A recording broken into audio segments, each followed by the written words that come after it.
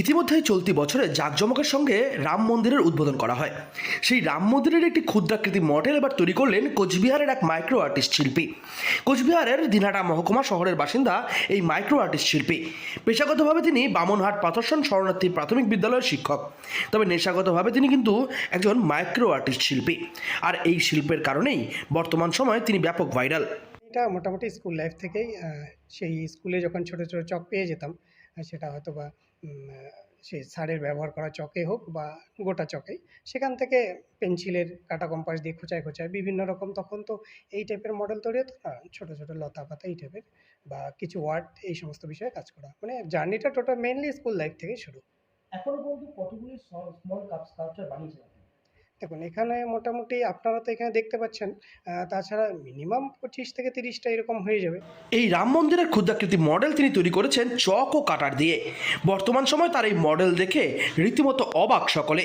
ছোটবেলার বয়স থেকেই তার মাইক্রো আর্টের প্রতি নানান আগ্রহ, তবে স্কুলে পড়ার সময় ক্লাসে ব্যবহৃত চক দিয়ে তিনি এগুলি তৈরি করতে ভালোবাসতেন। বর্তমান সময় পেশাগতভাবে শিক্ষক হওয়ার কারণে এই চকই তার বর্তমান সময় হয়ে উঠেছে ক্যানভাস। সেখানে তিনি কারুকার্য তৈরি করছেন বিভিন্ন রকম।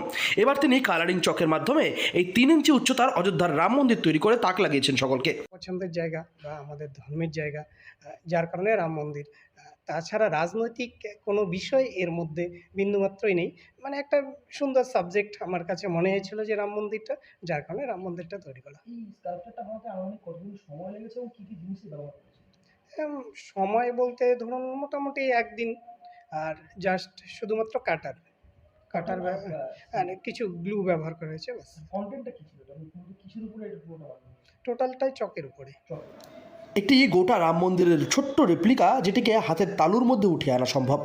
আর এই রেপ্লিকা দেখলে মনেই হবে না আপাত দৃষ্টিতে এই রাম মন্দির কিন্তু চক দিয়ে তৈরি, কারণ এই রাম মন্দিরটি ক্ষুদ্রাকৃতির একটি রেপ্লিকা মাত্র।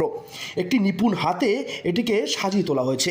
রাম মন্দিরের প্রত্যেকটি নিখুঁত কারুকার্য তুলে ধরা হয়েছে এই রেপ্লিকার মাধ্যমে।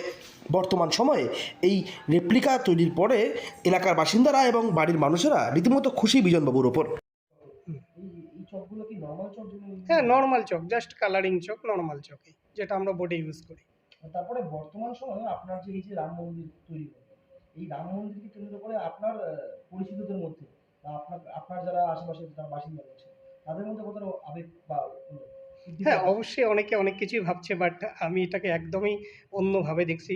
আমি একজন সনাতনী হিসেবে জাস্ট রাম মন্দির তৈরি করছি, এর সাথে কোনো প্রতিক্রিয়া সবাই পছন্দের, ব্যাপারটা ভীষণ পছন্দের।